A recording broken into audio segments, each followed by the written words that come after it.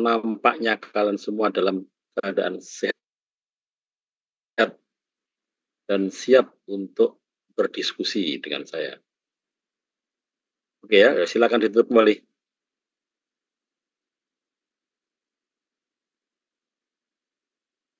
Oke, jadi saya akan share screen dulu sekarang. Saya akan share screen dulu untuk petunjuk praktikum yang akan kita jalani ini.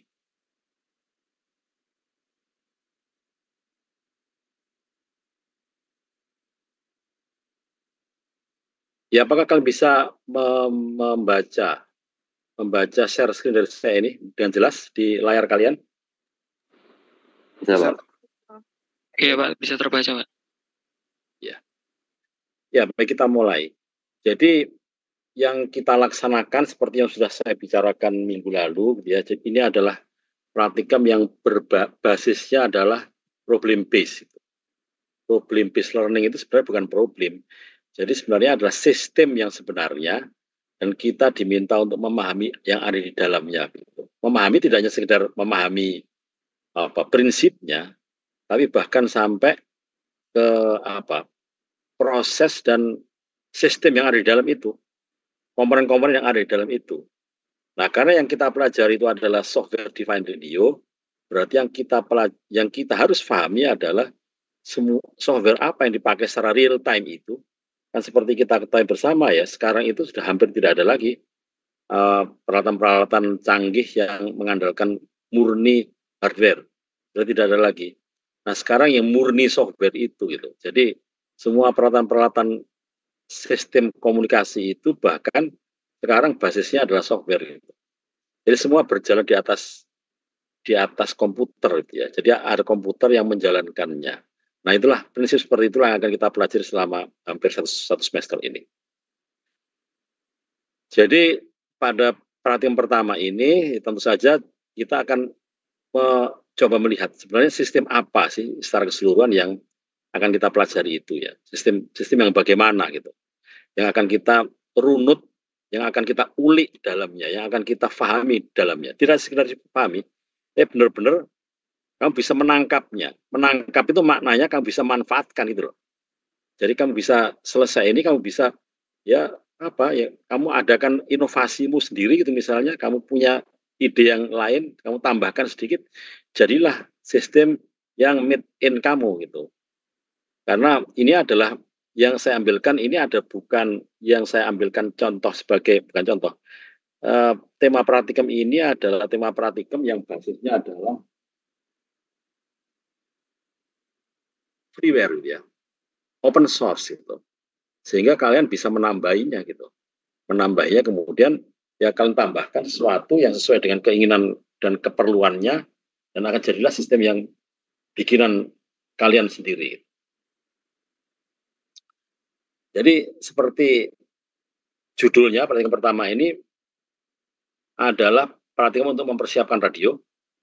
Kemudian kita persiapkan Raspberry Pi sebagai komputernya, dan kemudian interface-nya kita pakai USB sound card.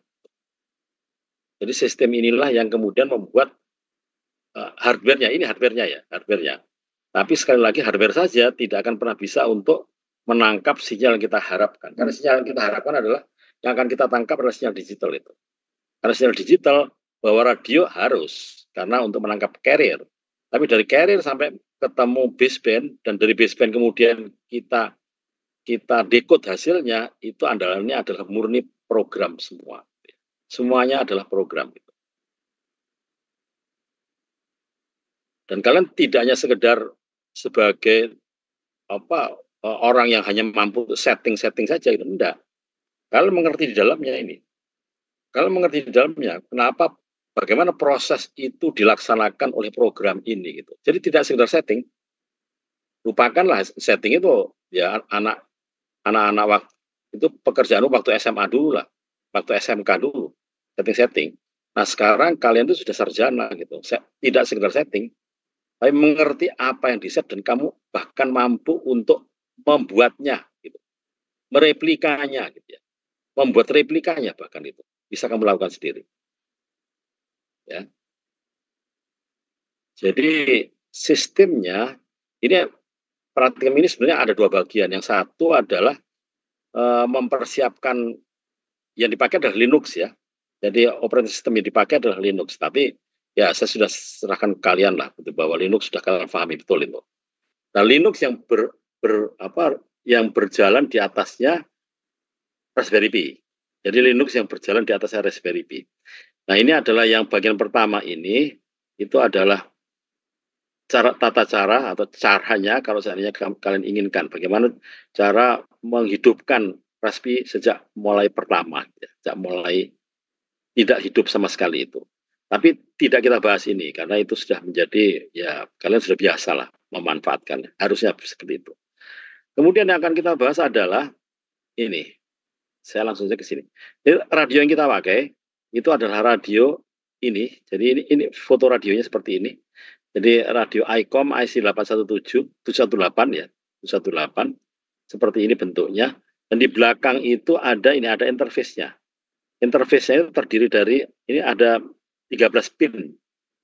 13 pin di dalam. Jadi ada konektor 13 pin. Yang kita manfaatkan adalah konektor nomor berapa ini? Nomor 12 sebagai output audio. Jadi konektor nomor 12, konektor nomor 2 untuk ground. Kemudian hanya itu aja sebenarnya. Jadi yang kita manfaatkan ternyata hanya 2 itu. Ya. Karena radio ini hanya kita fungsikan sebagai penerima, gitu. Sebagai receiver. Karena itu yang kita manfaatkan hanya pin yang menyangkut tentang receiver itu. Itu pin nomor 12. Ya, pin nomor 12. Ini.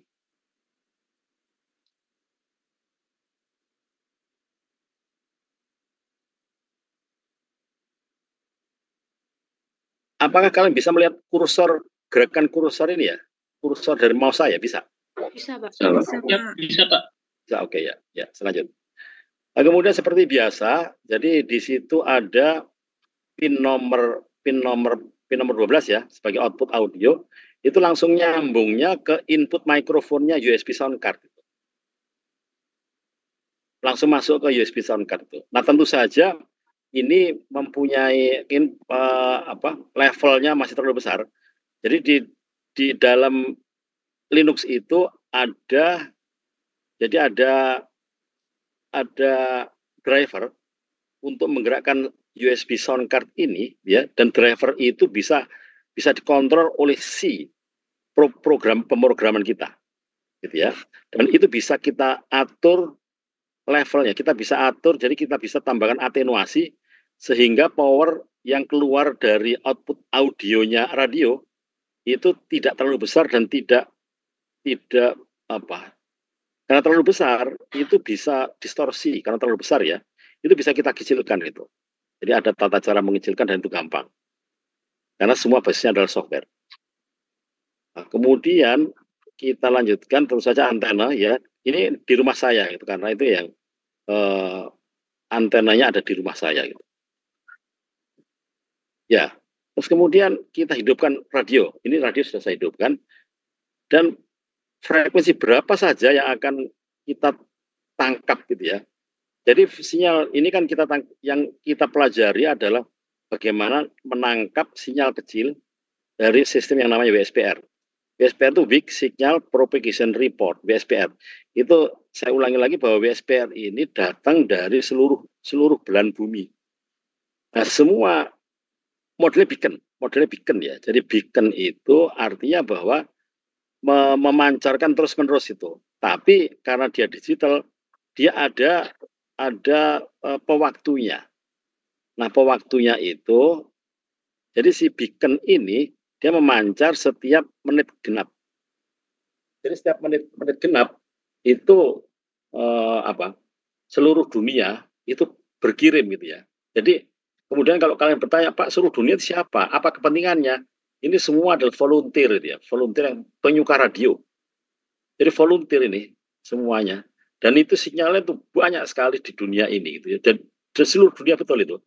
Mulai dari bumi selatan sampai bumi utara, kutub selatan sampai kutub utara, itu semua adalah orang-orang yang mempunyai yang penyuka radio. Ya, penyuka radio.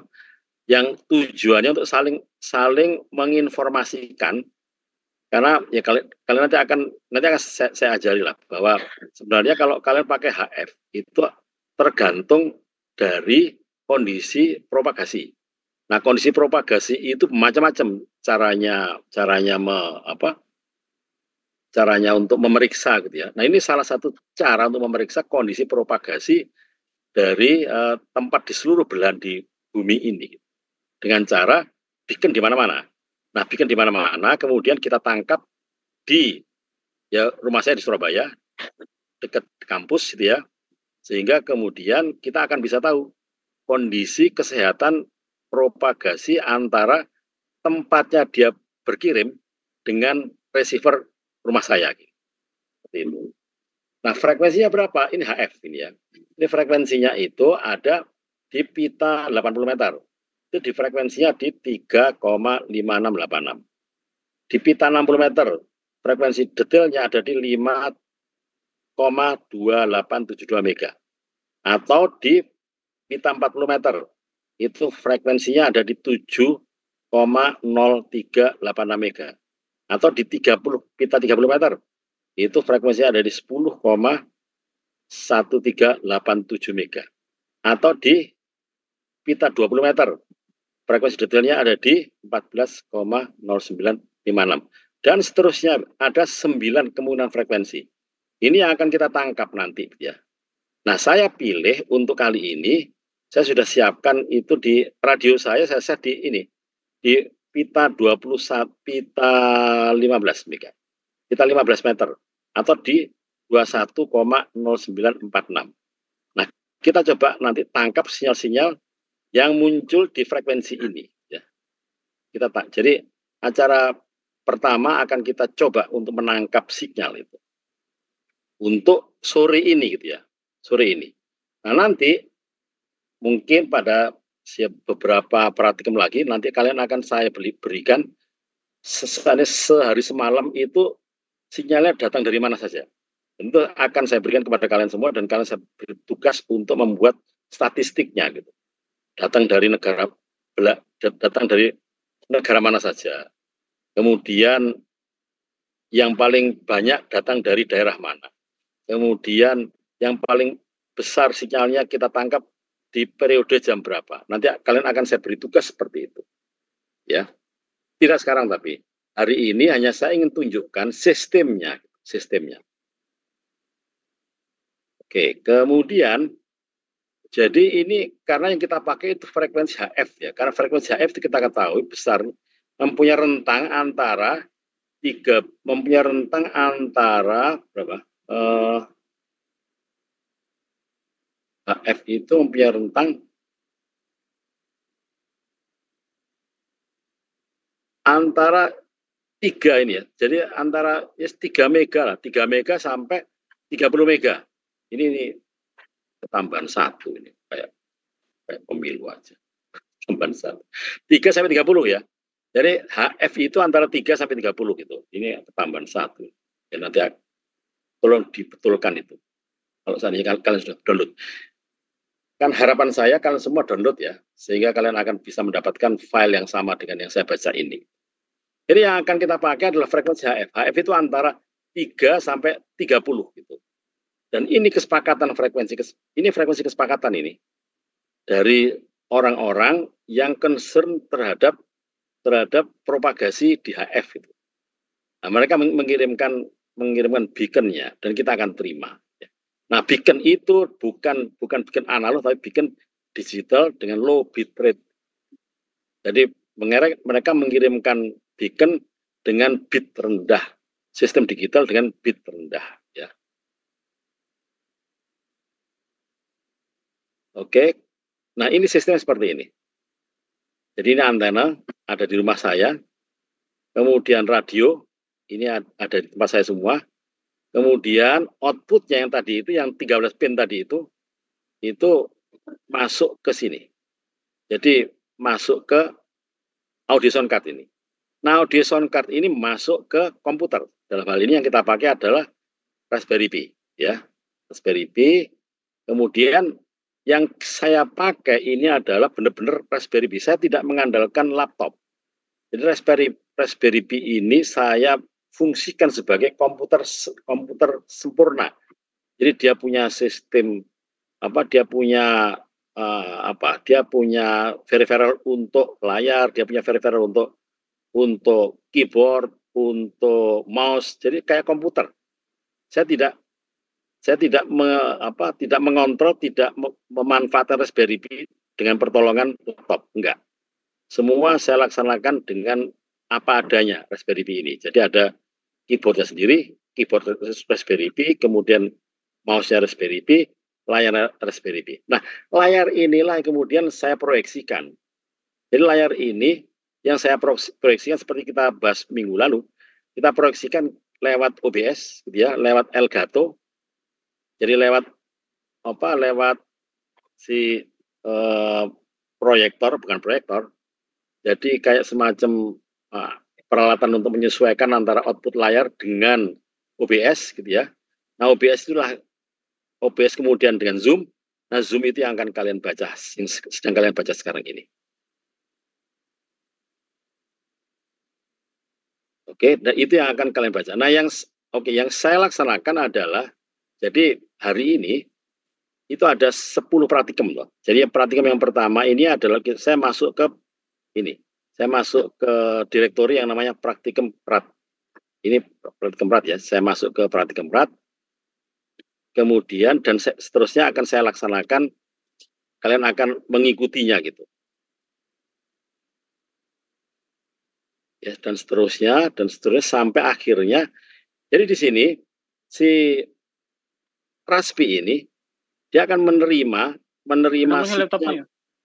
Oke. Engkau melingkup.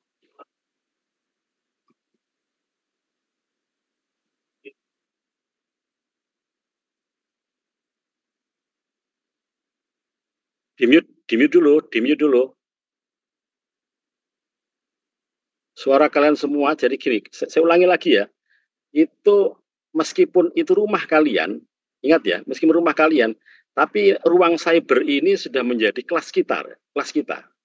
Jadi kalian selama 1 jam ini kalian tidak bebas. Kalian masuk dalam kelas gitu ya, masuk dalam kelas. Meskipun namanya kelas cyber, dan kelas itu ada di ruangan kalian gitu.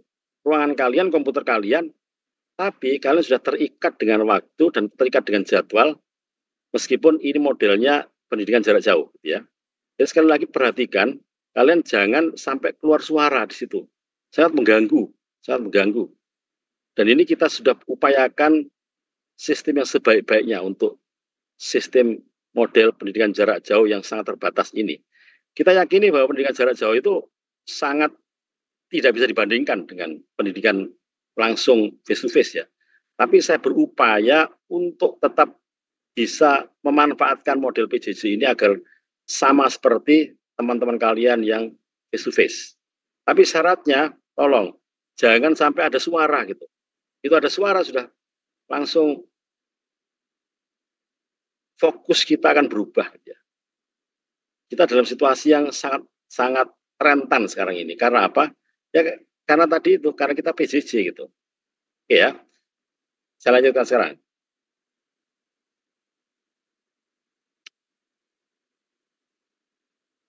Jadi setelah ini, jadi ya, setelah saya hidupkan itu si radio, kemudian sambil menunggu menit genap gitu ya, itu si sistem komputer ini punya clock gitu ya. Nah, clocknya adalah clocknya internet.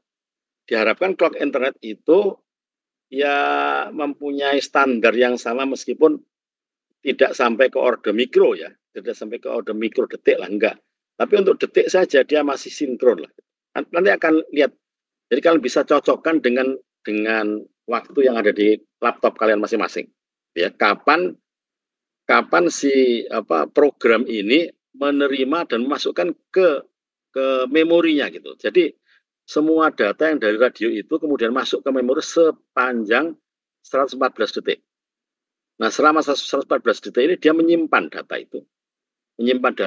Kemudian selesai 114 detik, dia langsung mengolahnya, ya, dia mengolahnya, dan ini kan ada, berarti kan kalau setiap menit genap yang ada adalah sekitar berapa? Kalau ini 114 berarti masih ada berapa detik lagi? Masih ada 6 detik kan? Kan kalau 2 menit itu kan 120 detik.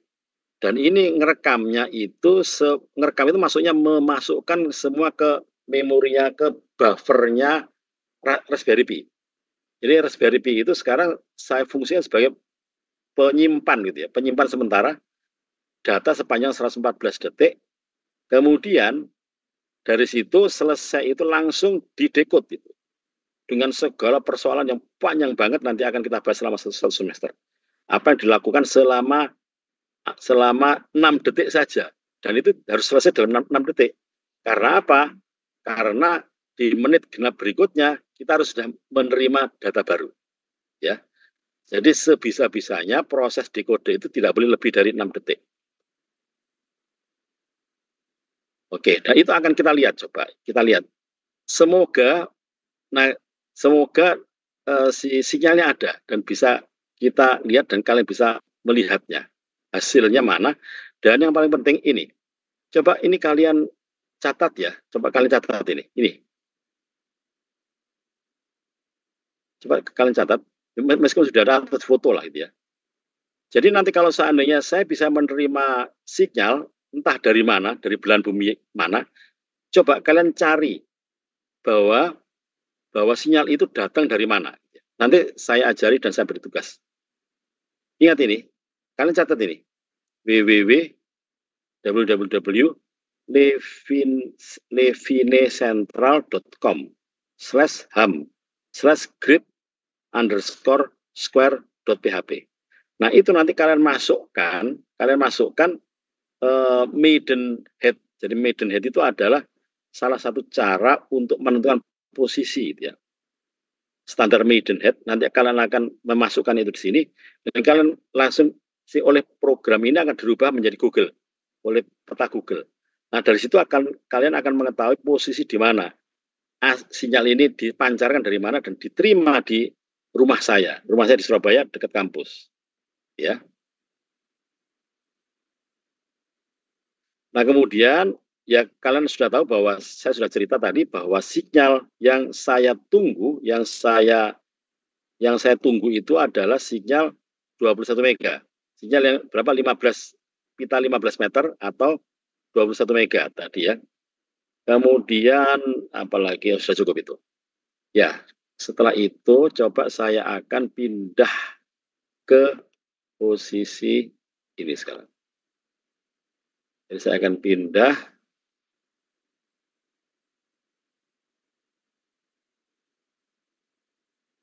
sebentar ya, saya juga udah lupa.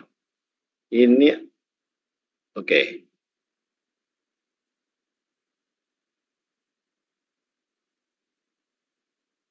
Ya, tolong laporannya ya. Tolong lapor gini nih. Apakah di layar kalian itu penuh dengan gambar ini? Dengan gambar dari Raspi ini?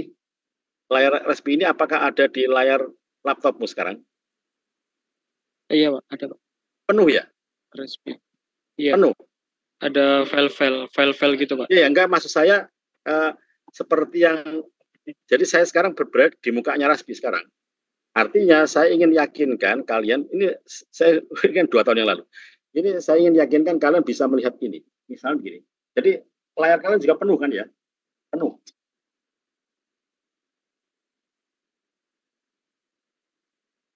Nah, jadi sekarang saya pindah ke Raspi sekarang.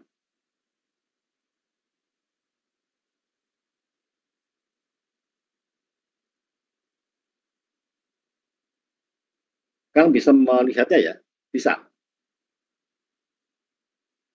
Bisa, Pak. Itu Bisa, Pak. pakai putih ya, Pak ya? Ya, putih-putih. Nah, maksudnya kalian masih bisa membacanya gitu. Codingannya yang Bapak ketik kecil dari saya, Pak. Nggak terlalu jelas. Kalau dari tampilan laptop saya, Pak. Oke ya, sebentar. Ini artinya gimana ya? Itu juga sebentar. Kalau ini saya pindah. apa share screen ya? Saya lupa. Kalau saya ini. Nah, kalau seandainya ini gimana?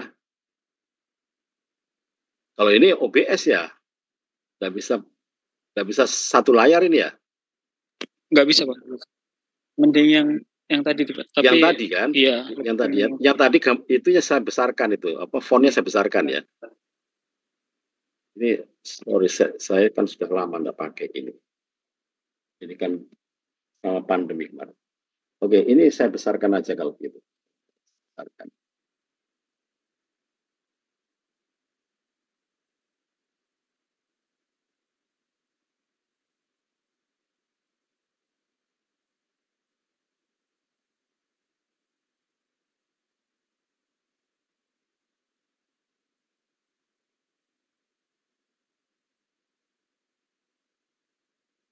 Kalian apakah bisa melihat?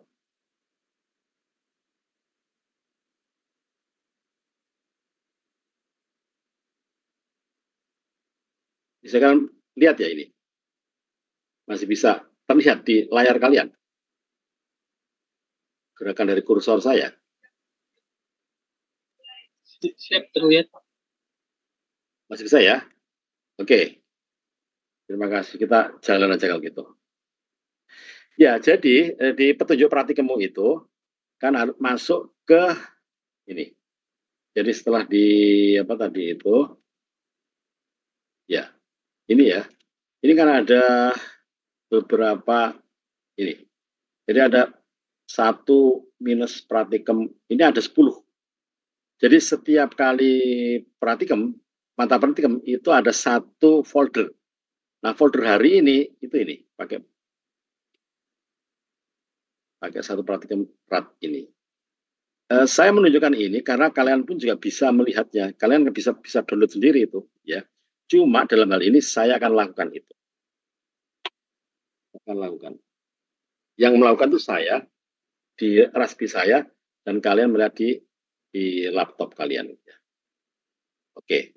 Nah, sekarang saya pindah ke ini kan praktikum ya.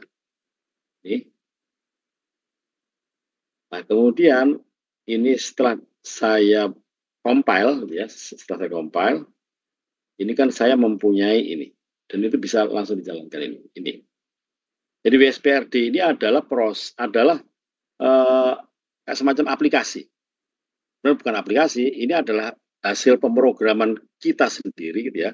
Dan kalian bisa memahaminya secara detail dan kita ulik gitu. Ini namanya WSPRD ini. Kita akan jalankan program ini sambil kemudian kita melihat hasilnya bagaimana gitu.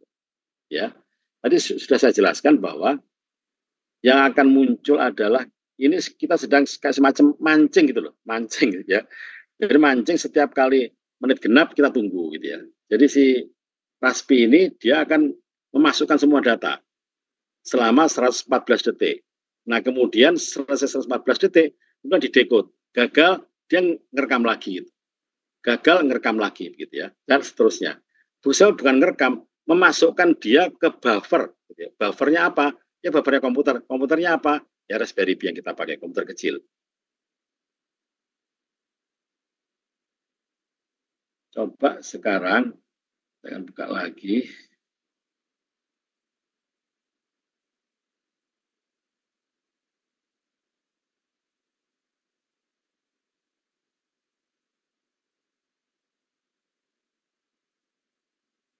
Ya.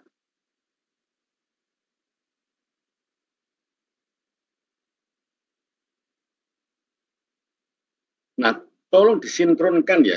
Coba kalian juga perhatikan clock tolong perhatikan clock di mana? Di laptop kalian ya. Jadi sekarang itu kan menunjukkan di tempat saya itu 4:03 14 detik itu. Kita akan lihat, kita akan jalankan sekarang programnya, gitu ya. Ini. Nah, ini dia sedang menunggu sekarang. Dia sedang menunggu. Jadi ini dia sedang, posisi kita kan di menit ganjil nih ya, menit ganjil.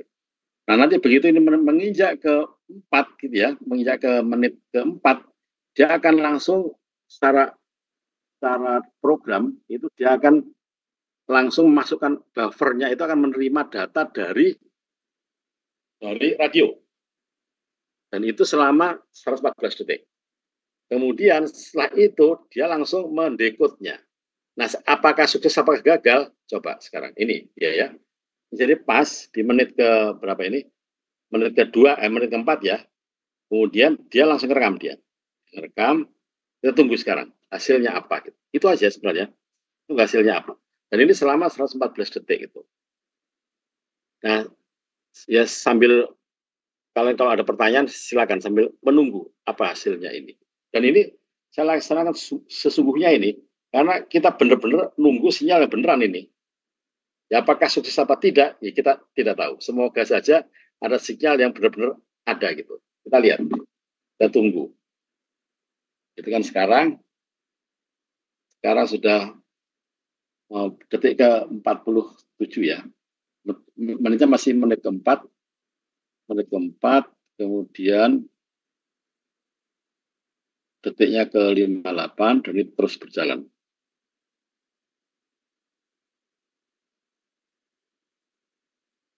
Yang ada komentar atau bertanya silakan, karena saya akan terus memonitor suaramu. Silakan kalau ada pertanyaan sambil kita menunggu hasilnya gitu. Dan ini terus itu. Dan ini terus. Terus itu maknanya ya kalaupun gagal kita akan tunggu lagi sampai dia dapat itu. Sampai kemudian saya akan minta kalian untuk mengetahui sinyal datang dari mana. Izin bertanya. Ya silakan. Untuk sinyal yang diambil itu sinyal radio, sinyal suara itu ya, Pak? Oke, jadi akan saya jelaskan begini. Jadi seperti sama juga kalian kalau telepon itu kan telepon itu bukan telepon. Kalian pakai HP kalian itu loh. Ini dia datang. Nah, ini datang sudah. Coba aja. Ini saya berhenti dulu ya. Ini. Nah, sekarang coba baru menarik. Itu kalian sudah simpan tadi ya sebelum saya jawab yang pertanyaan siapa tadi yang nanya saya namanya siapa namamu? Farid, Pak. Apa? Farid. Ya Farid, sebelum saya menjawab pertanyaanmu, ini semua coba ini perhatikan ini ya, perhatikan. Ini kita tangkap. Jadi pada menit ini tadi ya, ini kan jadi yang kita tangkap ini adalah sinyal seperti ini. Ini ada jam sekarang ya. Kemudian ini adalah apa ini? Ini waktunya ya. Ini nanti kalian masih belum mengerti ini apa maknanya, tapi ini adalah pergeseran waktu. Ini adalah besarnya SNR yang kita tangkap ya, besarnya SNR yang kita tangkap, dan ini adalah nanti akan kita pahami juga. Jadi dia sekitar 1.500 plus minus 110 Hz itu. Oke, ini angka-angka seperti ini kalian belum paham. Nanti akan kalian pahami setelah selesai perhatian ini secara keseluruhan. Nah, sekarang yang perlu saya harapkan dari kalian, yang kalian cari ini. Ini kan yang pertama ini yang kita tangkap adalah yang pengirim. Ini ada call sign-nya yang ngirim. Jadi si data ini dikirimkan oleh call sign oleh orang ini. Oleh orang ini call sign-nya adalah BV2YD, posisinya ada di PL05. Ya, PL05. Nah, itulah yang coba kalian cari PL05 itu ada di mana? Dan kemudian berapa besarnya? Ini 20 dBm.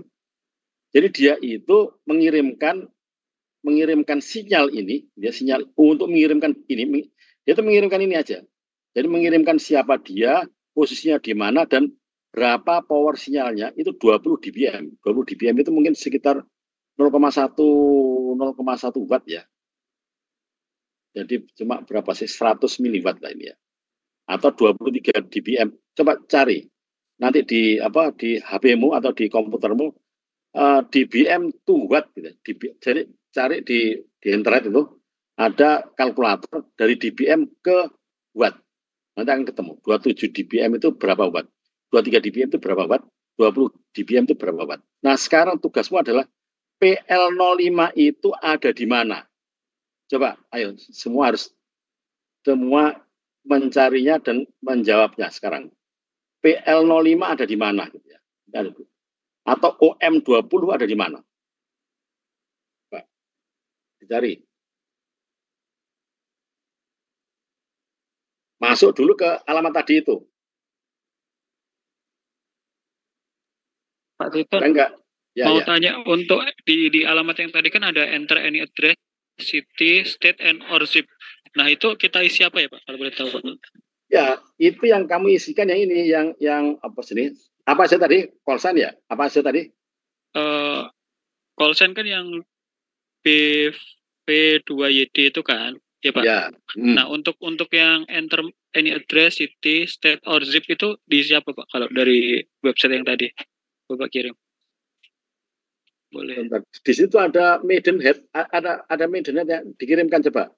Maidenhead aku. Maidenhead. Coba. Bukan call sign, pokoknya di sampingnya lah kalau itu. Saya juga.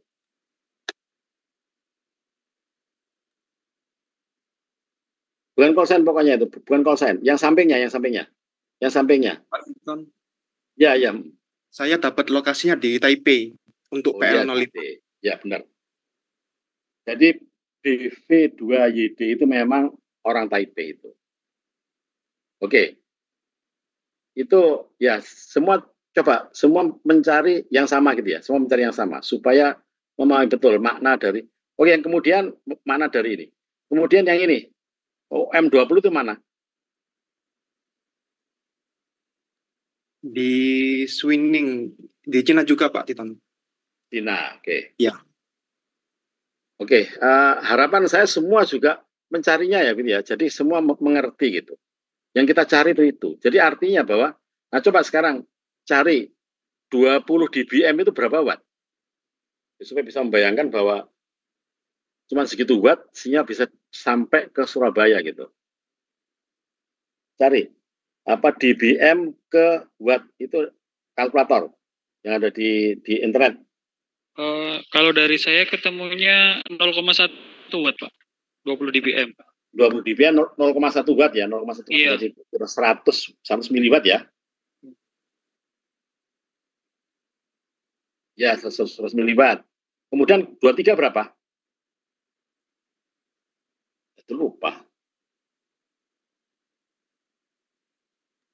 Kalau yang 23 0,19 hampir 0,2 Pak. 0,2. 0,2. Iya. Ya, 0,2 watt ya. Iya. 200 miliwatt. 27 berapa 27? Sebentar Pak.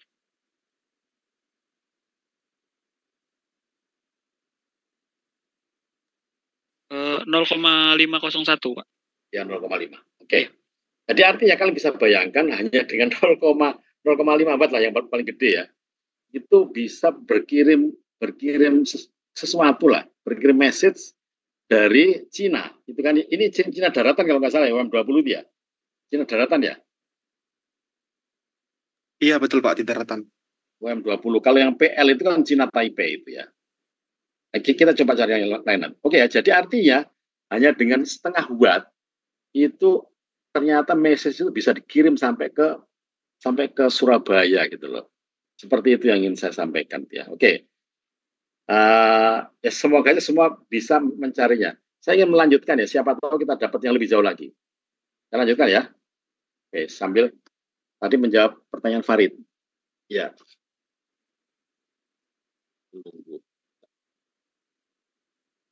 Ya, jadi Farid tadi bertanya, Pak itu berupa apa gitu ya? Berupa apa? Iya. Jadi begini kan, kalau kita berbicara soal telekomunikasi yang ada di genggaman kalian itu, jadi yang kita bicarakan adalah dua hal. Yang satu carrier dan satu baseband. Basebandnya ya suara kita, suaramu gitu ya. Termasuk diantaranya adalah data-data gitu. Itu baseband itu. Artinya bahwa carrier itu yang diturunkan menjadi baseband. Nah, siapa yang menurunkan itu? Radio. Nah, kemudian setelah jadi bentuknya itu baseband itu bisa tone. Bisa tone itu. Tone itu adalah suara yang bisa kita dengarkan lah itu ya, kita dengar. Yang frekuensinya karena kita pakai FSK kan ini, sistem ini pakai FSK 4. Kita sudah bahas minggu lalu. FSK 4 itu maknanya adalah dia pakai 4 FSK. Jadi frekuensinya itu ada F1, ada F2, F3, dan F4 gitu ya. Nah, kapan dia F1, kapan dia F2, kapan dia F3, kapan dia F4, itu akan ada prosesnya nanti akan kita bahas selama praktikum ini. Dan kemudian F1 itu mewakili 00, F2 mewakili 01, F3 mewakili 10, F4 mewakili 11.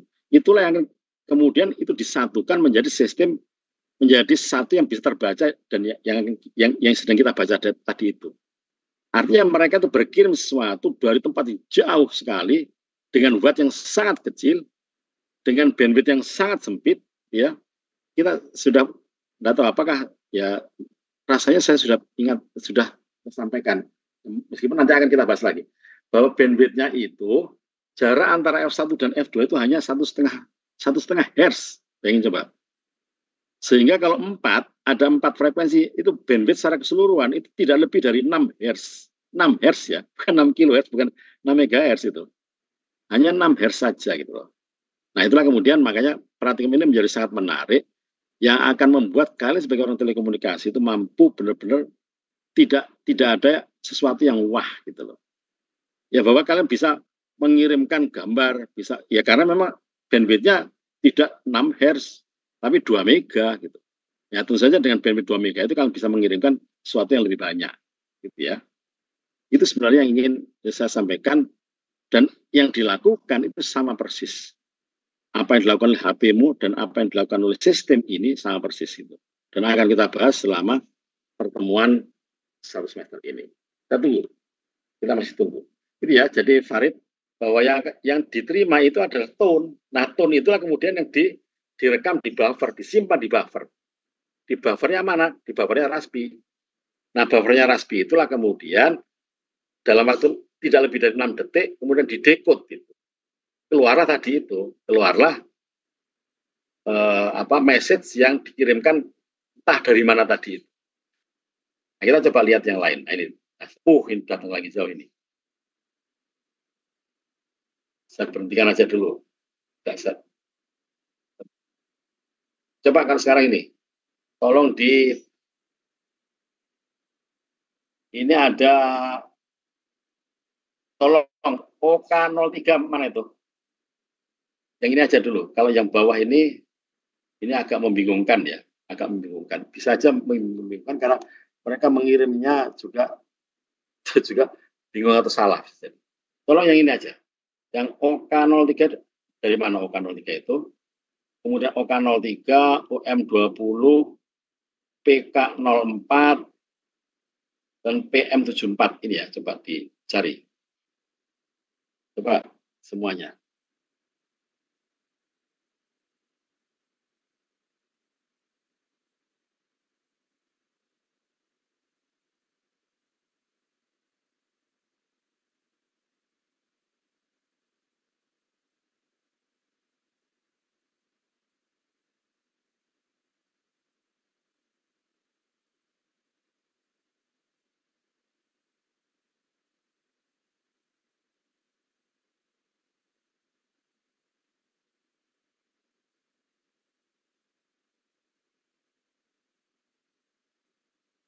Ya, ada ketemu sudah?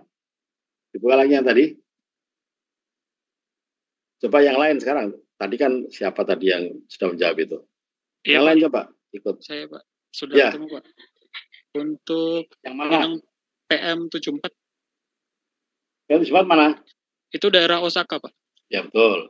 Karena kenapa saya tahu, karena ya ini kan call sign-nya Osaka ini, call sign-nya Jepang ini ya, JA5FF0 ini. Oke. Kemudian itu masih yang PK04 mana?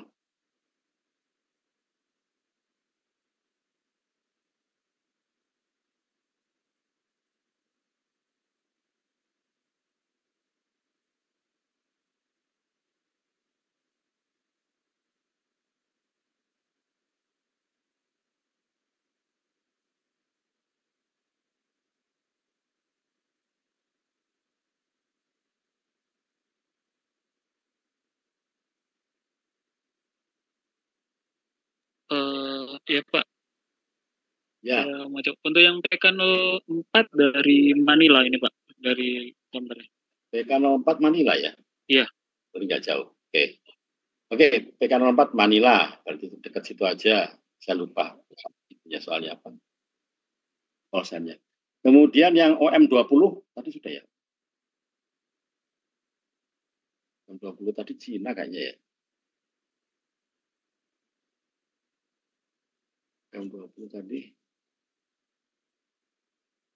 Oh iya, Cina tadi. OM20 sudah. Kemudian ini OK03. OK03. Sekitaran Thailand, Pak. Oh, masih Thailand ya, oke. Ya. Ya, jadi ya nanti ini kan terus jadi setiap saatnya akan ada tambahan gitu ya. Karena begini ya, jadi beacon mereka itu juga tidak setiap saat ngirim gitu. Jadi memang karena itu kan listrik mereka gitu ya, meskipun hanya cuma berapa, 0,1 watt lah ya, tapi itu kan peralatan mereka yang dipasang, dia dilepas itu aja udah, kan otomatis itu aja ya. Jadi artinya, dan ada banyak di antara mereka itu yang tidak setiap menit genap ngirim, jadi setiap 4 hitungan baru gitu loh. Jadi 4 hitungan baru dia ngirim 1 kali gitu. Seperti itu ya. Makanya kemudian kalau nanti saya akan coba untuk satu hari 1 malam untuk menangkap sinyal, dan kalian saya minta untuk ada satu tugas di awal, tugas sebelum UTS ya. UTS itu adalah membuat statistiknya nanti. Statistik. Setelah ini saya kirimkan ke PJ, dan PJ akan mengirimkan ke semua orang, dan kalian akan mengolah datanya ini dengan Excel, dan kalian akan, yang saya minta adalah datang dari mana saja itu, kemudian besarnya berapa, yang banyak datang dari mana, dan kalian menyimpulkannya.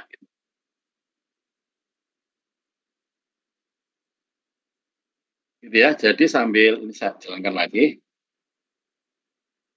Ya, jadi sambil menunggu, seperti itulah yang menjadi pokok persoalan perhatikan yang pertama ini.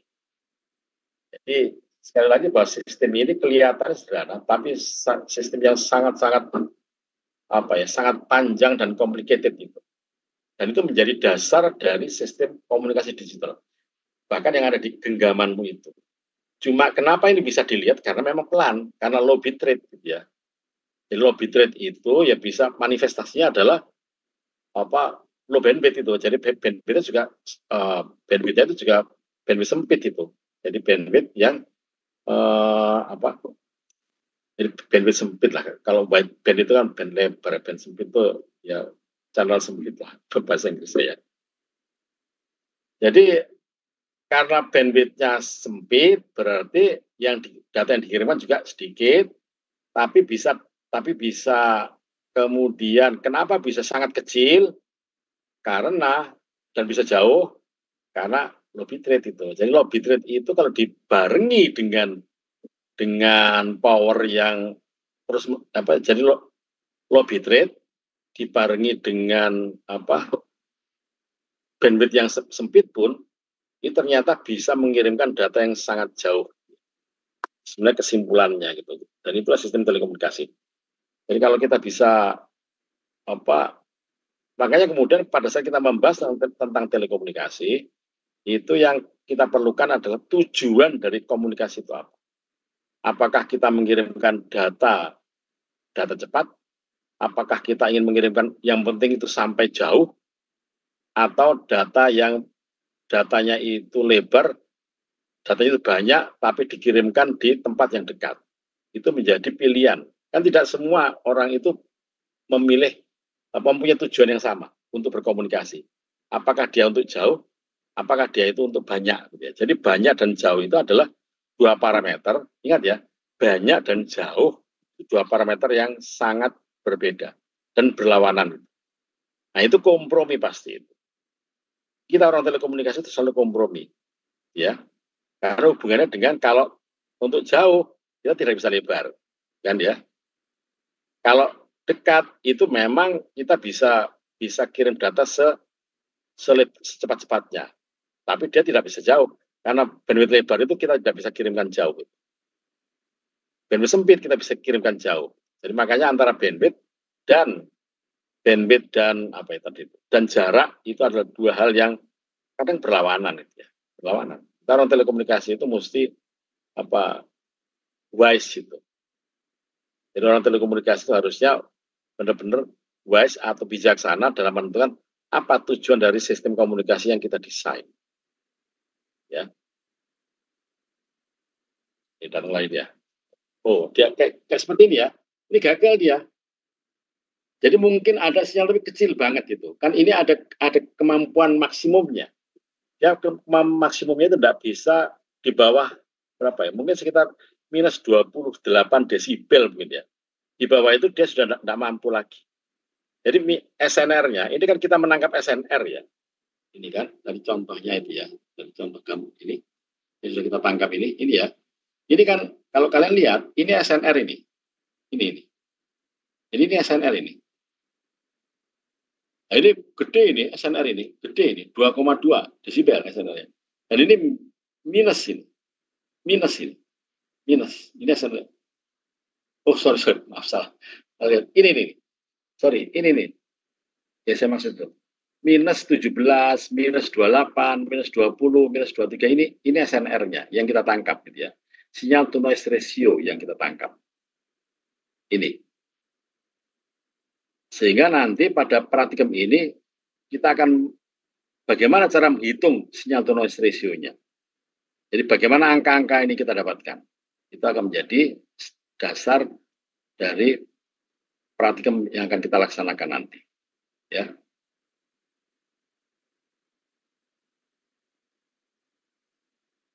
Oke, kita tunggu sebentar lagi. Kita tunggu satu kali lagi. Jadi kira-kira kadang-kadang penasaran itu loh. Ini kan yang kita dapatkan baru Asia saja ya. Yang jauh-jauh belum muncul ini. Nah, biasanya semakin malam itu semakin muncul gitu ya. Jadi artinya itu sudah diketahui bersama, kita ketahui bersama bahwa propagasi HF, jadi propagasi untuk pita high frekuensi itu semakin malam semakin baik gitu.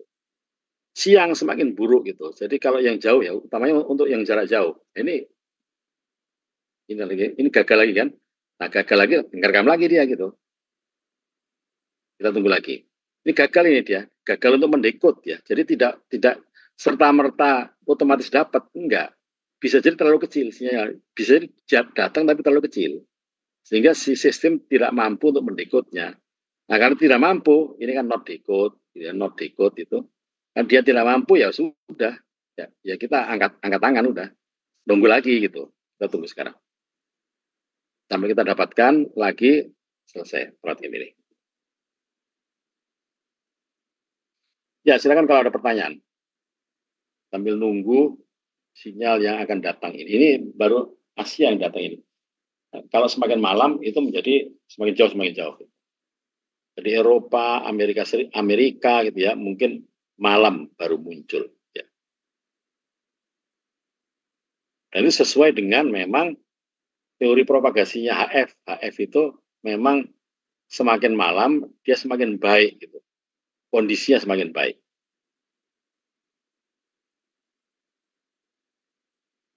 Pak Titon. Ya, silakan. Izin bertanya, Pak. Silakan. Kalau kan sempat tuh kita waktu itu praktikum tentang pembuatan radio itu. Kalau misalkan radionya amatir itu kan bakalan kena Balmon ya Pak ya, Balmon monitoring kalau nggak salah Pak ya. Nah, apakah yang pemancaran sinyal kayak gini juga bakal kejaring sama Balmon atau enggak seperti itu? Oke, ya, sebentar. Pengetahuan bagus. Kamu sudah pernah ikut kuliah saya tentang itu ya? Tentang regulasi? Iya Pak. Oh, jadi atas dasar kuliah saya itu ya? Iya Pak. Dan kamu tanya ini? Iya. Oke, ya benar. Ini datang lagi nih.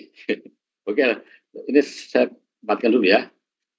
Ini datang, coba dicari ini IH30 itu mana? Terus cari sambil saya menjawab pertanyaan. Ya, pertanyaan baik ya.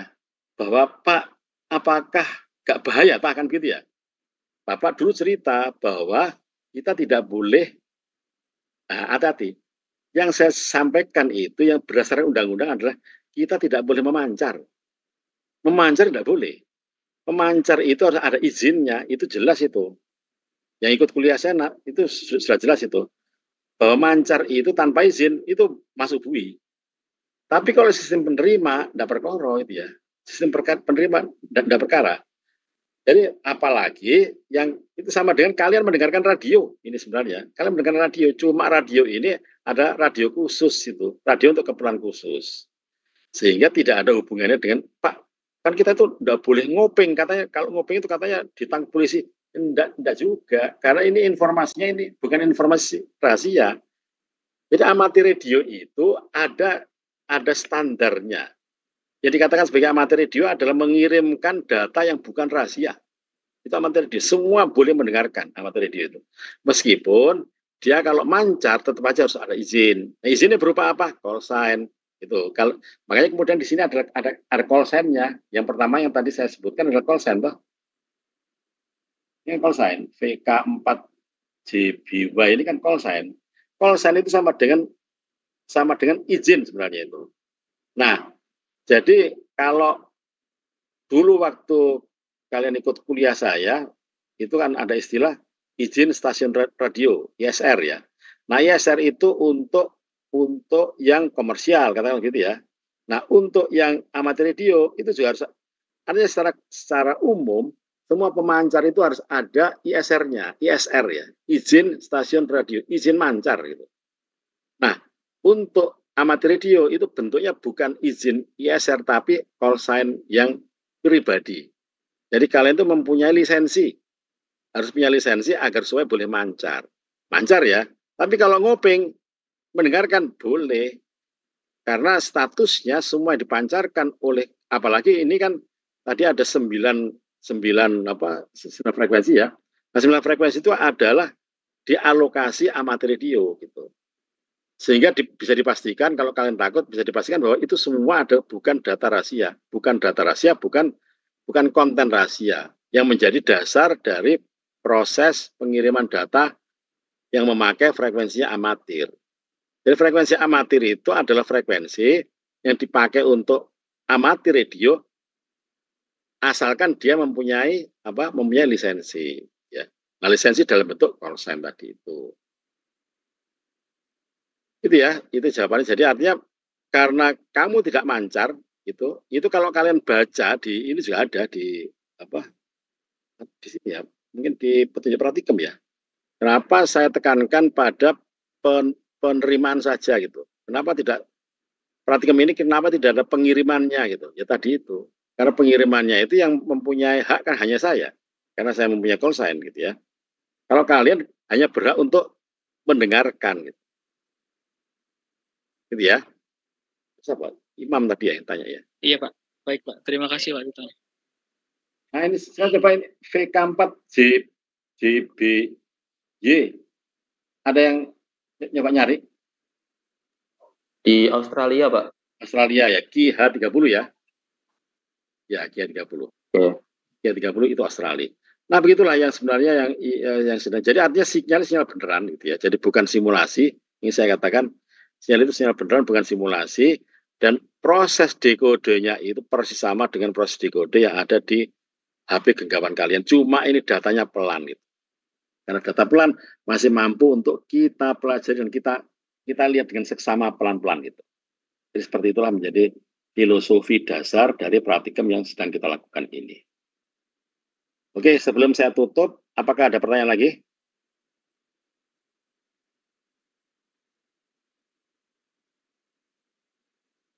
Izin bertanya Pak Tito. Ya silakan. Kan tadi Pak Tito sempat menyebutkan SNR ini ya yang bagus dan kurang bagus itu. Ya. Kalau kan? in range bagusnya itu dari angka berapa ke berapa Pak ya? Itu mungkin yang ingin saya tanyakan Pak Tito. Terima kasih. Kemarin kan kita sudah kuliah ya. Kamu kan datang kemarin kuliah ya. Itu kan ada istilah 30 desibel di situ ya kemarin itu. Oh iya Pak. Jadi untuk suara ya, itu suara itu memang kita terlalu, kuping kita itu memang, ya nanti akan saya jelaskan lebih detail lah ya. Kalau kuping kita itu memang tidak mau untuk SNR rendah. Jadi yang kemarin kita bahas berapa, telepon itu 30 desibel, masih ingat ya kemarin waktu kita bahas ya. Jadi contohnya kemarin waktu kita belajar tentang istilah tentang sinyal to noise ratio, kemarin itu kan ada angka 30 desibel. Nah 30 desibel itu bagus, itu standar 30 desibel. Nah kalau kalau di model tidak bagus pun nggak apa-apa, tapi dari nanti akan saya jelaskan standar ITU-nya itu berapa, itu 5 desibel lah. 5 desibel itu bagus. Plus 5 desibel ya. Plus 5 desibel. Untuk suara itu dikatakan sebagai bagus itu. Bukan bagus, sudah bisa didengarkan gitu ya. Nanti akan saya jelaskan standar ITU-nya gimana. Nah, kemudian di sini kemudian kalian lupa ini kok ada minus 28. Iya, karena digital dan pelan gitu. Bisa itu, digital dan pelan itu masih bisa. Kita tangkap ini gitu. Dan nanti akan ada di praktikum tengah itu nanti. Praktikum tengah-tengah akan kita membahas ini. Loh, kok bisa minus 28 kita tangkap. Jadi yang kita kirimkan kan ini, yang dikirimkan sistem ini adalah data digital dengan bitrate rendah. Ya. Jadi makanya kalau ada yang tanya, bagus sih pertanyaanmu itu. Nah, yang bagus berapa Pak? Ya nanti saya jelaskan.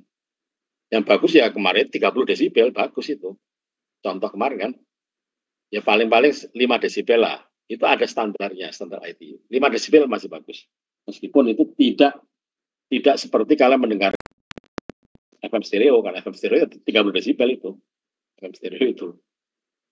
Nah, kalau suara-suara komunikasinya SSB apa itu ya, itu 5 desibel. SNR-nya.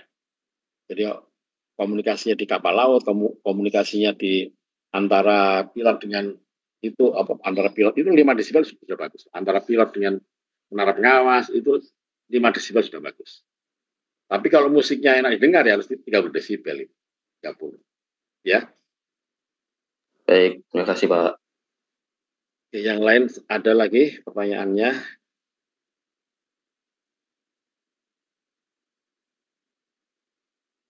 Ya, kalau tidak ada, praktikum yang pertama ini ya.